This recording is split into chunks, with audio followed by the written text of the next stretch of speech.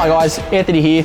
Welcome to another episode of OPUS Owners Hub. Today we're going to be touching base on our battery charger, our 12 volt system, and how you should be maintaining and, in worst case scenario, rejuvenating your batteries.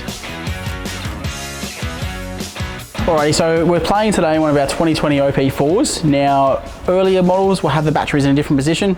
You guys that own those models, you know exactly where your batteries are, but the principles are the same. The chargers are the same and the batteries are the same. The first thing we're going to start with is the projector AC charger. So we want to make sure a few things. We want to make sure the battery type is set correctly, which as you can see, we want it set on normal, because they're normal batteries, they're not calcium batteries. And we also just want to check the charge rate. Now, they're 200 ampere hour batteries. You want to be charging them roughly at 10% of their capacity. So I've got 200 ampere hours of battery, therefore 10% of that is roughly 20 amps. So I want to be putting 21 amps of power into there. Give you an idea, you know that if your batteries are completely flat, within 24 hours on charge, those batteries, they're going to be fully charged. So a few other things I want to check while I'm here, and I just want to go over everything. I want to check all my battery terminals are tight. Now you don't want to be swinging off these with spanners, just a simple finger check will do. The last thing you want to do is snap a battery terminal. They're all nice and happy. And another thing I want to be doing is just quickly checking that all the batteries are bolted down nice and tight. Once again, a lot of vibrations happen back here. It's just something to do, something to keep in mind. You don't want one of these batteries swinging about as you're towing it around because you haven't realised and you've gone on that big trip. Now, this is going to be a bit of a nerdy video towards the end of it. So batteries, voltages, when batteries die, all that stuff, we're going to be covering that today. So I'm going to open up a can of worms. I'm going to have a lot of comments below, I can see it. But in short, stop killing your batteries. You don't want to be discharging these batteries to a point where nothing works anymore. If you've done that, you're going to start damaging your batteries. Treat 12 volts flat, so it's flat 12 volts, treat that as a dead battery. When you start getting to that 11.9, 11.8 volts, you're really starting to hurt these batteries. You're really starting to hurt the state of discharge. As soon as you get to around that 12 volt mark, you really need to be looking for an AC power source.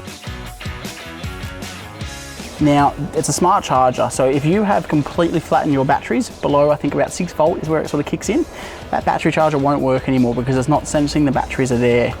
If that happens to you, you need to physically put your batteries on rejuvenation mode, and you probably need to leave it like that for 2 to 3 days.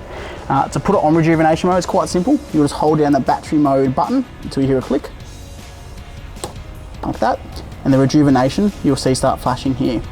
Now, you'll probably need to leave this on this mode for about 48 hours. This will put a deep charge into the batteries and hopefully bring them back to life and back to a usable state of charge. The big thing with batteries is they like to move around. They don't like to float at one level. So what I recommend to all my customers is when you get home, it's a smart charger. So look, you can leave it plugged in, it'll be completely fine. Nothing's gonna catch fire. It's completely fine to leave plugged in. But what I do to my boat batteries and my camper trailer batteries, for example, is I like to let them move.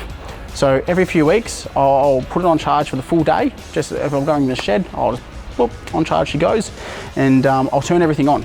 Leave the trailer closed, but I'll turn all the lights on, I'll turn the fridge on, I'll turn everything on. And I know that the battery's gonna discharge to a certain point for that day. The next day I'll turn everything off, put the batteries on charge. So over every few weeks, the batteries, they're gonna fluctuate. They like to move. They don't like to just stay stagnant at one voltage because that will shorten their life. So a bit of a nerdy video, I know. If you can do that, your batteries, they'll thank you for it. And while we're here, we're also going to touch base on where our circuit breakers are located with our 2020 models and how to physically plug your trailer in. Just a bit of a how-to for those guys that have never had a camper trailer in the past. It's across the board for all of our trailers. So whether it's a caravan or our OP4s and 2s, OP lights are different because they don't have a built-in 240 volt charger. We've got a separate video for that. Yeah, follow me. We'll go and plug it in. Alrighty, now plugging in your OPUS, this will be the same across OP4, OP2 and our caravan range. A few things you want to check. We always recommend you use an amphibian adapter. Don't go home and make your own. Your insurance is void if something were to go wrong. Before plugging in, you want to make sure your RCD circuit breaker is in the on position. It's where it's mostly up. If you get confused, there's a little on and off. And there's always an RCD circuit breaker inside of your amphibian.